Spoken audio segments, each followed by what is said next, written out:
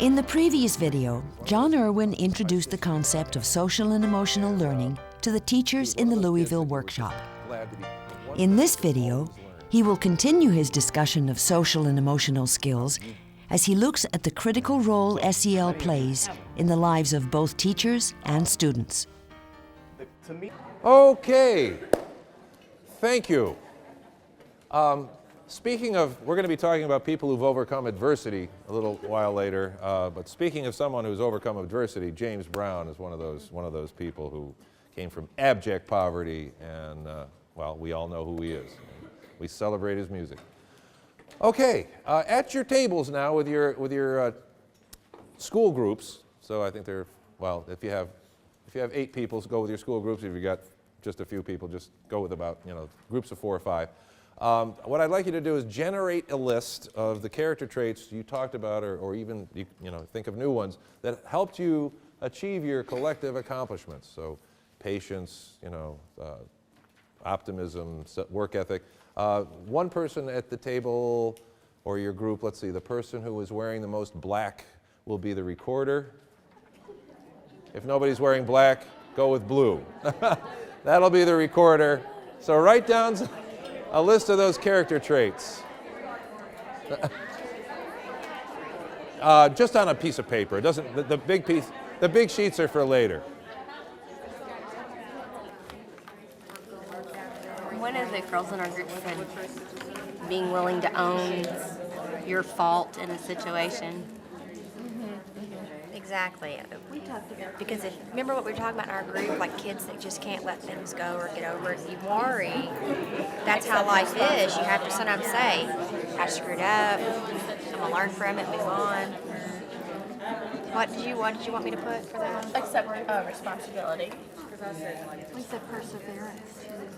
Well, perseverance, I was going to say, when you get knocked down or you don't pass a test, you don't just quit. Right. You've got to pull yourself up by your bootstraps and figure out another way to pass it. Play strong, will-driven, determined, personal goals, patience, organization. How about optimistic? Optimistic, yeah. Optimism. Yes, that's what it is. Okay, to process this, I just want to demonstrate a strategy you can use. It puts kind of everybody, makes everybody accountable for having an answer. And the way you do this is you number the tables. So your table 1, 2, 3, 4, 5, 6, 7, and 8. I know there's some tables have 2 groups, and that's okay. But, all right, so you've got cards numbered 1 through 8. And you randomly select a card, and that number is, table 1. Okay, great. Let's hear just one character trait from your table that you came up with. Determination. Are you 2 tables or are you 1? You are 1 table. You are 1. Very zen. Okay. Then we'll just go around. So this table. 1. Perseverance. I know how to spell perseverance. Oh my gosh, somebody's going to say perseverance. No. I learned it by learning to pronounce it perseverance. If you pronounce it perseverance, you don't get yourself into trouble. Perseverance.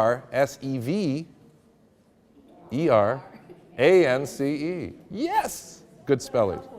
What a helpful group. One of yours.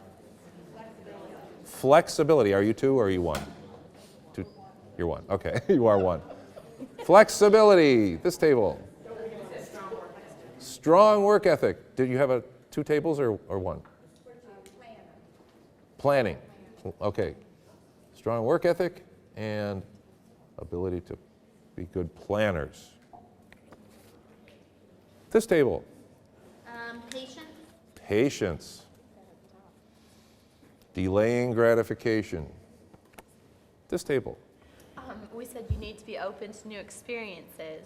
Okay, open-minded or open to new experiences. This table. Oh, you got another one. Acceptance. Being acceptance. Okay. God grant me the serenity to accept the things I cannot change. This table. Acceptance. Multitasking. Juggling. Lots to juggle. Motivation. Motivation. Self-motivation. Okay, and this table or tables? We said having a can-do attitude, a positive attitude. Positive attitude and passion. Okay, good. All right, we won't go to table now. Just shout them out. Any others that you feel a burning desire to get on this list? I think I missed one after positive attitude. Any others? Empathy. Passion, wait,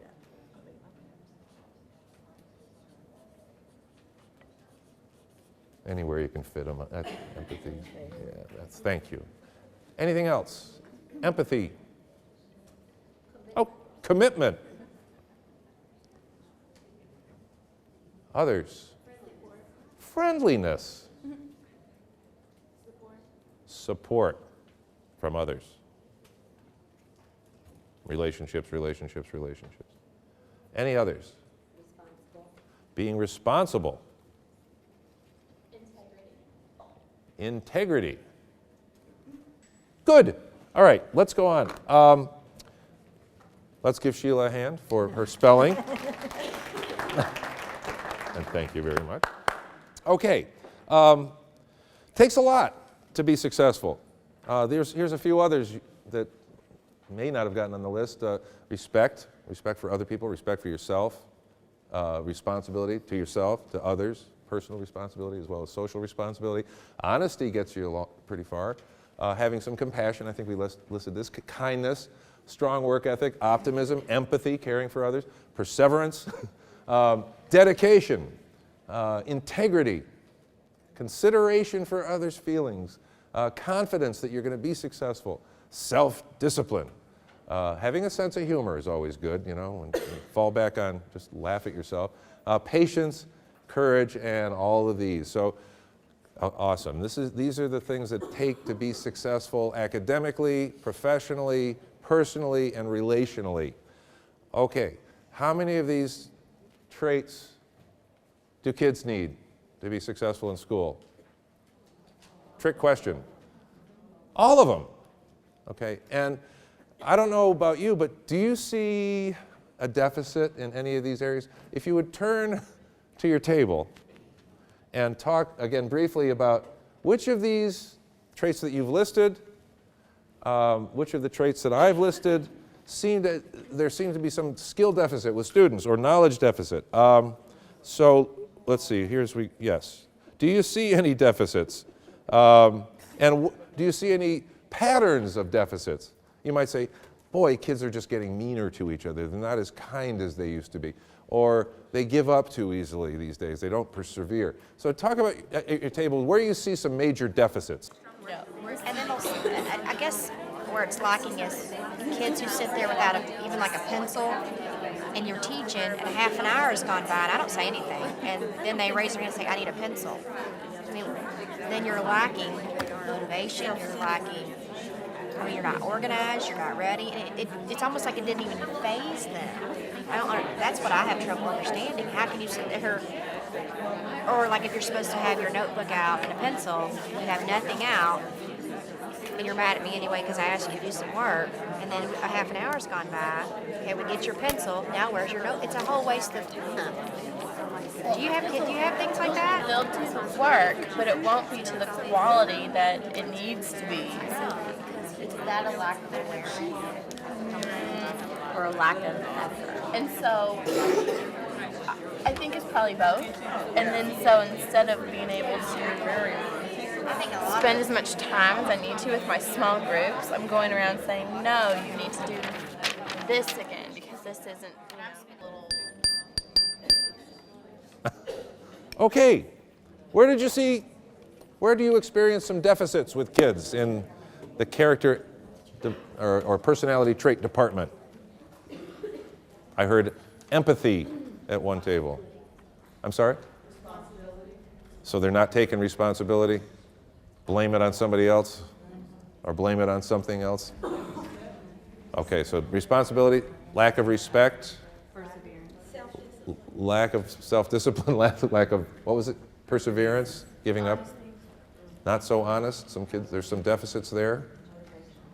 Lack of motivation. Confidence. Confidence, self-confidence.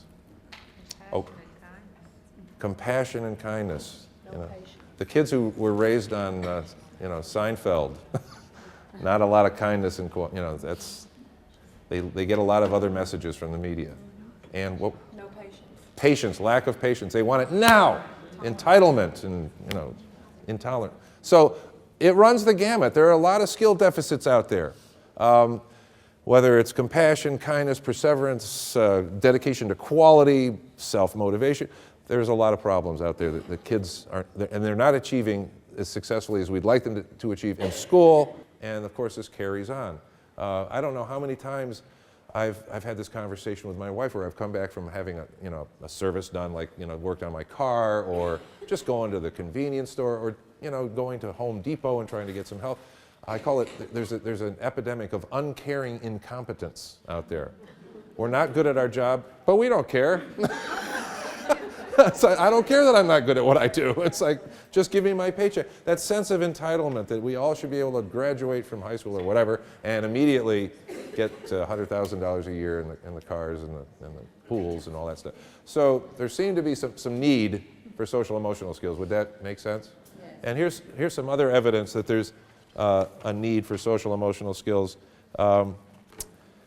Disturbing statistics suggest that what we're currently doing in schools to help students meet the challenges of contemporary society leave many children and adolescents far behind. This is on page 6. In fact, 20 to 60% of urban, suburban, and rural high school students become chronically disengaged from school, not counting those who've already dropped out. In America's 10 largest cities, the high school graduation rates hover around 50%. In New York, Baltimore, and Detroit, graduations in 2006 were a dismal 38.9, 38.5, and 21.7% in Detroit, respectively. Furthermore, approximately 30% of high school students participate in or experience multiple high-risk behaviors, substance abuse, sex, violence, depression, attempted suicide, etc., that interfere with school performance and jeopardize their potential for life success. The statistics are pretty disturbing, and a lot of these things have to do with not having the social emotional skills that they need to be successful academically or in life. So there seems to be a need. Yay! That's good for me. Not so good for their kids. But the good news is there's research that suggests that we can make a huge difference with these students if we are intentional about teaching social emotional learning. Okay, now. We see a lot of these skill deficits. Do you see any of these skill deficits in teachers? Not just teachers, but administrators, staff, school staff. The adult behaviors in a school have a huge impact on what the students are learning. And, you know, if a teacher comes in and says, "Oh, I'm sorry, I'm late today," but, you know, and then is not prepared for the lesson, that's sending a huge message. Or if a teacher talks about another teacher behind their back, again, that's sending the message. I have a friend, John Perricone, Perricone, who wrote a book called Zen and the Art of Public School Teaching, where he says, he's a 5th degree black belt, and he bases a lot of what he does on Zen and what he's learned from karate and all the, you know, character life lessons that he's learned there. But what he says is, the students may not learn any of the content that you're trying to teach them. They may not learn anything. But one thing that they're always learning is who you are. You know, and through how you behave, they're learning a ton. So we have to be very careful about who we are as teachers. But this is really geared toward teaching kids the social emotional skills. But again, if we can model those social emotional skills, that's going to teach them a great deal. Okay. Now, when we talk about educating a child, we're talking about developing a child, helping a child develop. And there are really 5 human dimensions that we can address, we can try to develop. And my belief is that they're all equally important.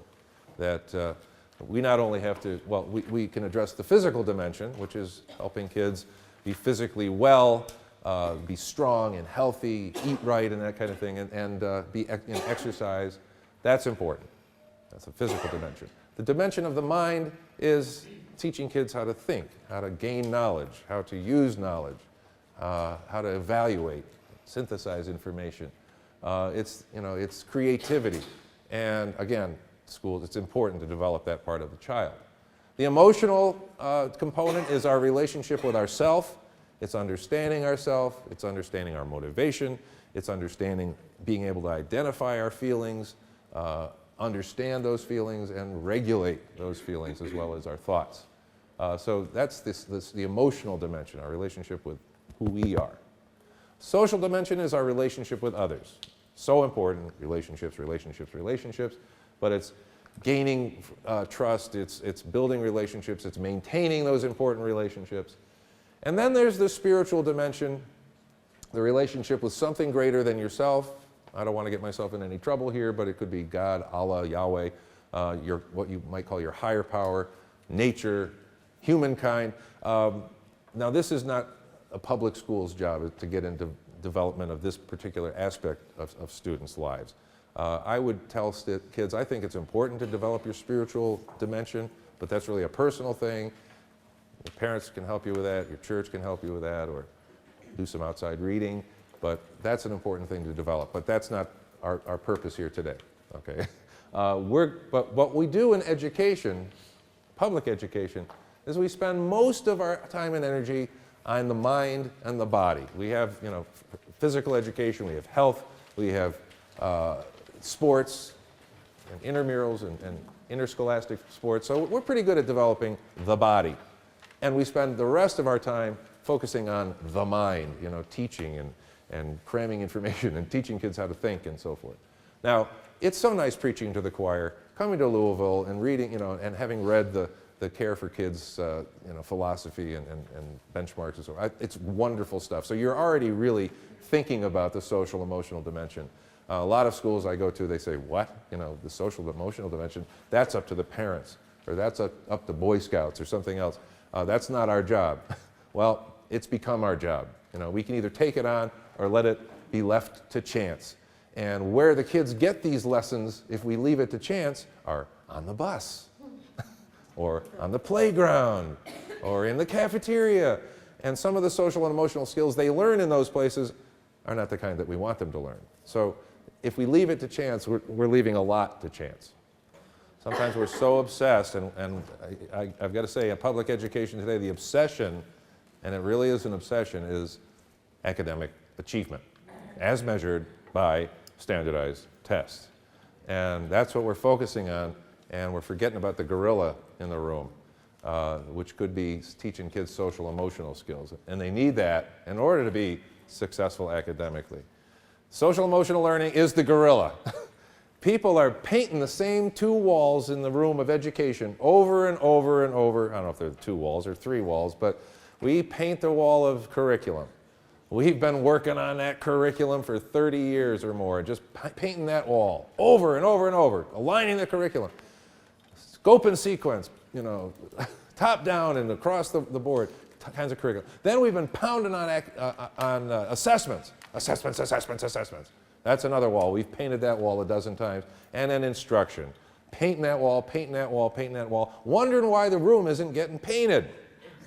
Well, we're forgetting about a very important wall, the social emotional wall. These kids need these skills in order to be academically successful.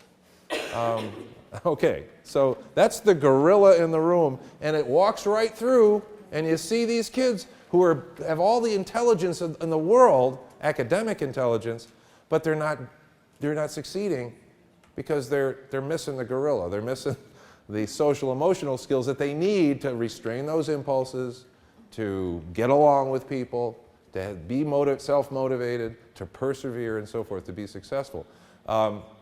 And we see them every day, and yet we don't do anything about it. How many of you can have a kid pop into your head when I talk about these bright kids who can't get out of their own way? Raise your hand if you know a kid like that. Okay, now I'm not saying that one-day workshop is going to fix that kid, but we do need to help those kids start developing some social emotional skills. In the next video, John will summarize the research that has been done that shows how social emotional learning can positively affect students' academic success.